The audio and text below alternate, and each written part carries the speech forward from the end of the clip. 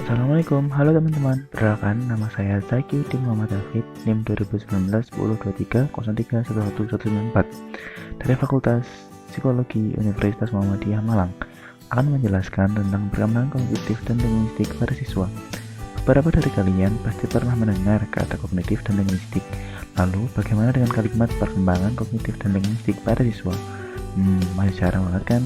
Nah, di sini saya akan menjelaskan apa itu perkembangan kognitif dan linguistik pada siswa.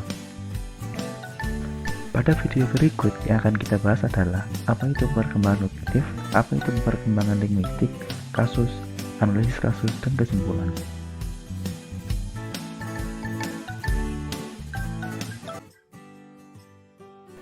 Perkembangan kognitif adalah proses berpikir, menganalisa, dan mengingat guna untuk menilai dan mempertimbangkan suatu kejadian. Dalam perkembangan kognitif dapat ditunjukkan dengan kemampuan menganalisis suatu masalah, mengungkapkan ide-ide yang dipelajari, dan juga merepresentasikan pemahaman dalam kehidupan. Menurut Laura King, perkembangan kognitif adalah perkembangan intelektual individu, serta perubahan umur sangat mempengaruhi kemampuan individu dalam mengamati pengetahuan. Biasa juga menjelaskan bahwa struktur kognitif tentang bagaimana anak mengembangkan konsep dunia di sekitar mereka. Dalam teori biasa, sering disebut sebagai genetik epistemologi, karena teori ini berusaha melacak perkembangan kemampuan intelektual. Bahwa kemampuan intelektual mengacu pada pertumbuhan atau perkembangan individu, bukan warisan biologis. Perkembangan kognitif merupakan pertumbuhan berpikir logis dari masa bayi hingga masa dewasa. Menurut biasa, perkembangan yang berlangsung melalui 4 tahap, yaitu yang pertama, tahapan sensori motor, umur 0 sampai 1,5 tahun. Sepanjang tahapan ini, mulai dari lahir hingga berusia 2 tahun, bayi belajar tentang diri mereka sendiri dan dunia mereka melalui indera mereka yang sedang berkembang dan melalui aktivitas motor. Kedua, tahapan pra-operasional, umur 1,5 tahun sampai 6 tahun. Pada tingkatan ini, anak telah menunjukkan aktivitas kognitif dalam menghadapi berbagai hal di luar dirinya. Aktivitas berpikirnya belum mempunyai sistem yang terorganisasikan. Anak sudah dapat memahami realitas di lingkungan dengan menggunakan tanda-tanda dan simbol. Cara berpikir anak pada tingkatan ini bersifat tidak sistematis, tidak konsisten, dan tidak logis. Dalam tahapan ini, anak dapat memahami sebab akibat, meski kadang tidak ada hubungannya dengan sebab akibat. Selain itu, anak juga menanggapi bahwa semua benda itu hidup dan seperti dirinya. Maka dari itu, terkadang anak usia tersebut berimajinasi dengan berbicara pada mainan. Ketiga, tahapan operasional konkret, umur 6 tahun sampai 12 tahun.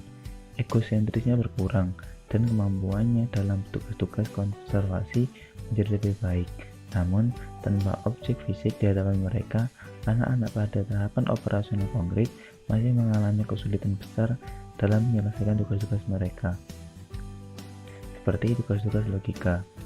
Anak-anak akan mudah bagi mereka mengidentifikasi warna mainan, tetapi ia akan kesusahan jika diberikan perintah yang beruntun, seperti warna kuning lebih terang dibanding warna hijau tua, dan warna hijau tua lebih gelap dibanding warna biru. Anak-anak pada tahapan operasional konkret mengalami kesulitan karena belum mampu berpikir dengan mengulang-ulang lambang. Yang terakhir, tahapan operasional formal, umur 12 tahun ke atas. Pada umur 12 tahun ke atas, timbul periode operasi baru. Periode ini, anak-anak dapat menggunakan operasi-operasi konkret untuk membentuk operasi yang lebih kompleks. Kemajuan pada anak selama periode ini ialah ia tidak perlu berpikir dengan pertolongan benda atau peristiwa konkret. Ia mempunyai kemampuan untuk berpikir abstrak. Anak-anak mampu memahami bentuk argumen dan tidak dibingungkan oleh sisi argumen, dan karena itu disebut operasional formal.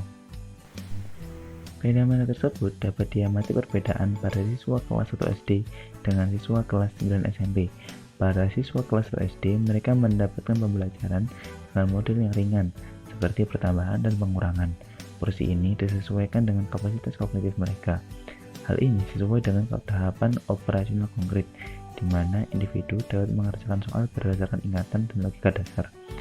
Kemampuan dalam berlogika secara mendalam belum berkembang secara maksimal. Berbeda halnya dengan siswa kelas 9 SMP, yang dimana kemampuan dalam berlogika sudah terbentuk. Siswa kelas 9 SMP telah sampai pada tahapan operasional formal, di mana individu dapat menggunakan operasional konkret untuk membantu operasi yang lebih kompleks. Individu sudah mampu memahami argumen dan tidak dibingungkan oleh argumen lainnya. Maka soal-soal yang diberikan dalam ujian sudah diberikan dengan bobot yang lebih berat, seperti tipe-tipe soal HOTS, High Order Thinking Skill, di mana siswa dilatih untuk menganalisis secara mendalam. Menurut Arif Rahmat 2011, kecerdasan linguistik adalah kemampuan akal peserta didik untuk menggunakan kata-kata secara efektif, baik secara lisan maupun dalam bentuk tulisan.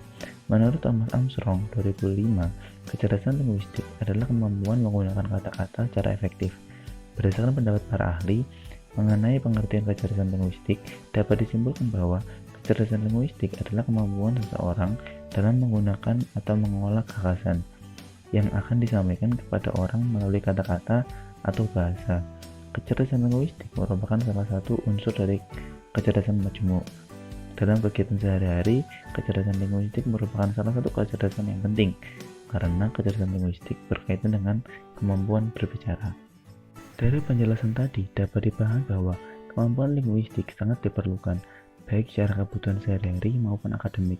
Dalam bidang akademik, siswa maupun mahasiswa pasti memiliki tugas untuk membaca dan memahami arti dari bacaan. Dalam tingkat SD misalnya, siswa diminta memahami apa yang dirasakan oleh tokoh pada cerita, seperti tokoh yang sedang kesepian atau senang, sehingga perasaan yang ingin disampaikan oleh penulis bisa dirasakan oleh pembaca. Itulah fungsi dari kemampuan linguistik para siswa SD. Pada tahapan mahasiswa, bacaan dari buku maupun literatur lainnya juga memiliki tatanan bahasa yang cukup tinggi. Penyelipan kata thesaurus lebih dominan daripada kata umumnya, guna memberikan makna yang lebih mendalam dan meningkat bahasa. Kebanyakan dari mahasiswa dapat membaca literatur yang ia baca, namun cukup banyak di antara mereka yang kurang memahami apa makna kandungan bacaan tersebut, sehingga perlu bagi mereka untuk mengulang bacaan dan merenungkan makna bacaan. Hal itulah yang menunjukkan bahwa kemampuan linguistik haruslah diasah dengan menambah waktu membaca literatur dan mencoba menyampaikan apa yang telah disampaikan.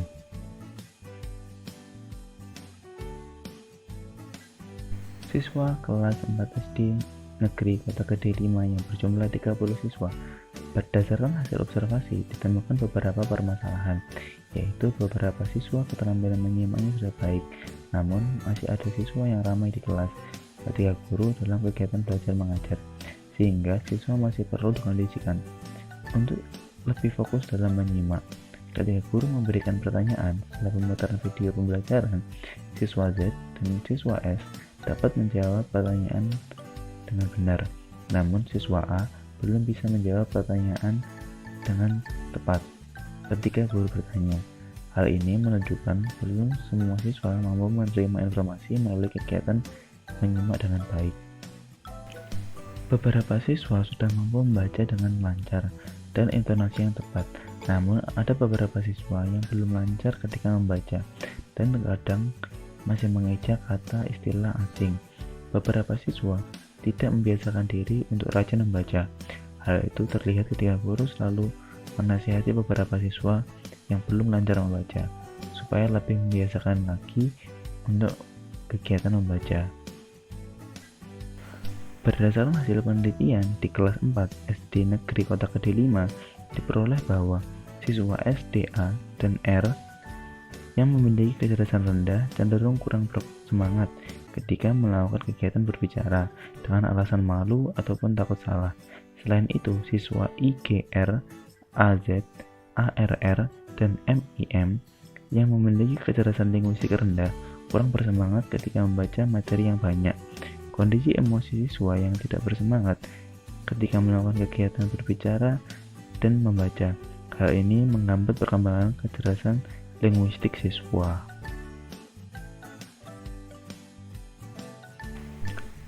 Dalam penjelasan tersebut didapati bahwa terdapat permasalahan dalam kemampuan linguistik.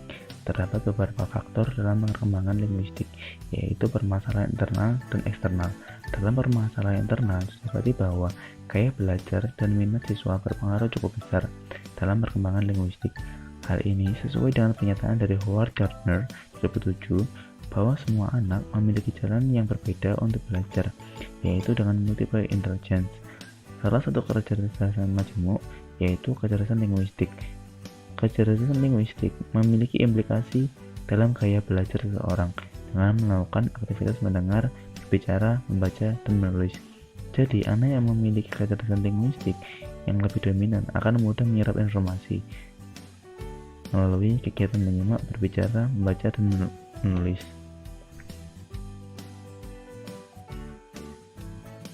Dalam minat siswa juga sangat berpengaruh, karena dalam minat siswa berarti menunjukkan ketertarikan dalam ilmu tersebut.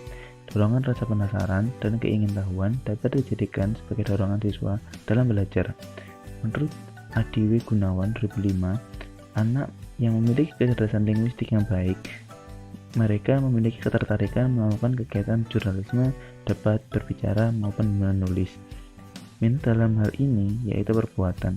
Perbuatan adalah tanggapan atau reaksi terhadap rangsangan. Minat yang dimiliki siswa dapat dilihat dari siswa yang mau melakukan kegiatan menyimak, berbicara, membaca, dan menulis.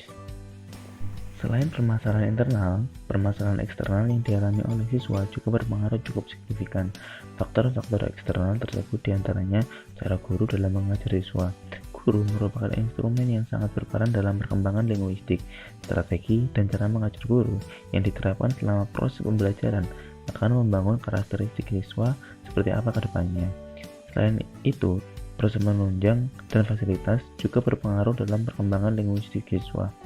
Sekolah dapat memberikan fasilitas seperti perpustakaan umum atau mading. Upaya persaingan juga dapat diterapkan oleh lembaga pendidikan, seperti lomba puisi, lomba cerita pendek, atau debat.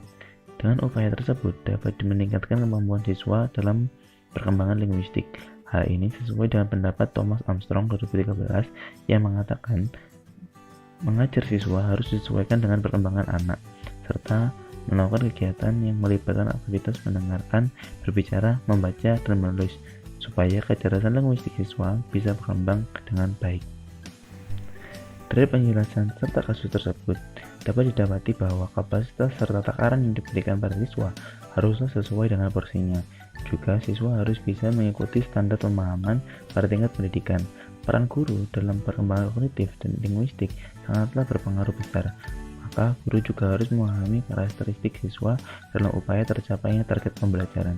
Pembentukan kurikulum dapat digunakan sebagai standarisasi pencapaian siswa.